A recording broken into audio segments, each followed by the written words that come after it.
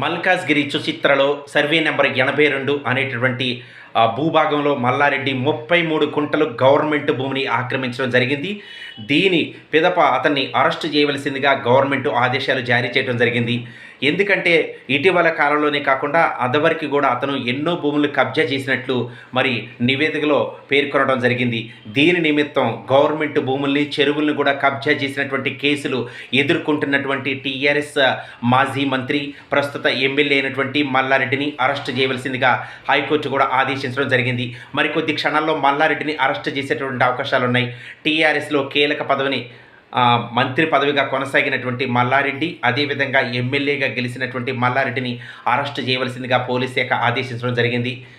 ఎందుకంటే అనేక భూముల్ని కబ్జా చేస్తూ తర్వాత చెరువులను కూడా అతను కబ్జా చేస్తున్నటువంటి తీరుతెన్నులు మరి గవర్నమెంట్ దృష్టికి వచ్చినటువంటి పిదప అతన్ని అరెస్ట్ చేయవలసిందిగా అరెస్ట్ వారెంట్ అనేది జారీ అవ్వటం జరిగింది. మల్లారెడ్డి మరికొద్ది క్షణాల్లో అరెస్ట్ అయ్యేటటువంటి అవకాశాలు ఉన్నాయి.